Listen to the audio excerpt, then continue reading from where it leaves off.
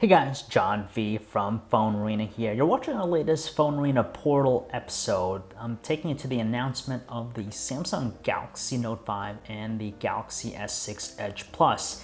It was held in New York City at the Samsung Unpacked event. It was at the Lincoln Center, and there was a lot of fanfare and anticipation building up to the announcement and unveiling of the phones.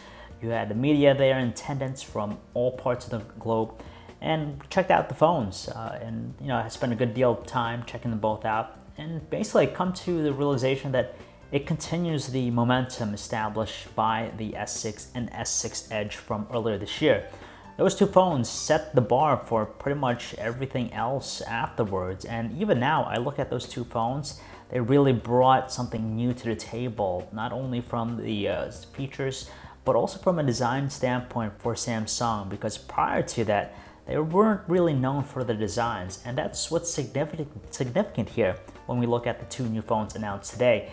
They utilize the same design language established by the S6 and the S6 Edge, so now you have a premium construction, which is great. Both handsets are stylish, beautiful, premium, metal meets glass package.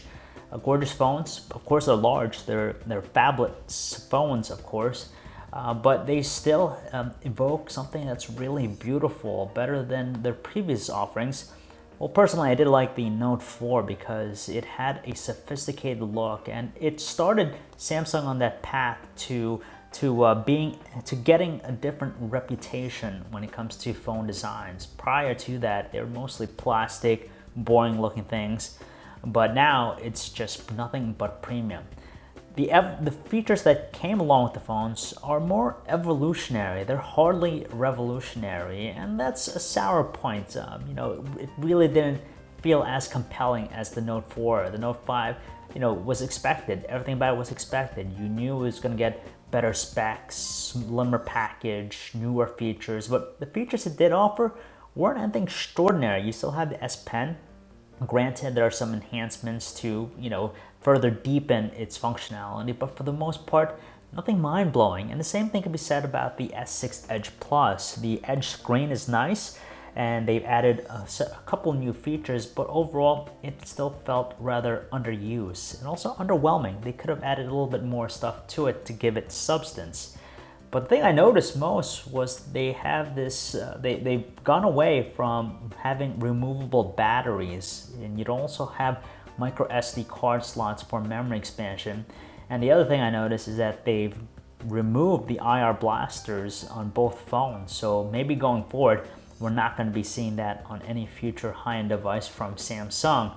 Now that's a toss-up. Some people love those features, but then again, there are others on the other side that say that they rarely use them.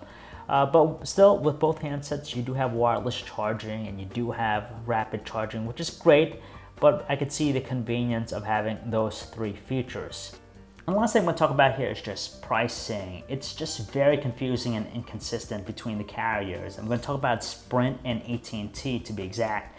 Luckily, with the Note 5, we have a discount this year through both carriers. So instead of $300 with a 2-year contract for a 32GB version with Note 4 last year, it's only now $250 to pick it up, with either carrier.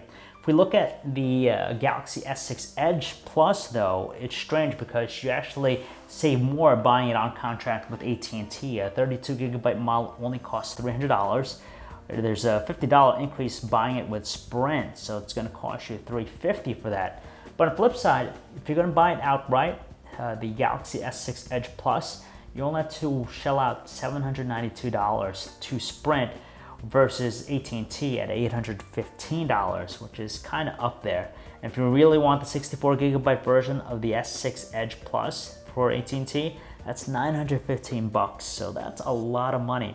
It's going to be interesting to see how it all plays out, because the S6 Edge was at that price point. So, now that the S6 Edge Plus is coming out, we're going to hopefully see a considerable amount of discount to the standard S6 Edge just to justify the difference in cost between the two devices.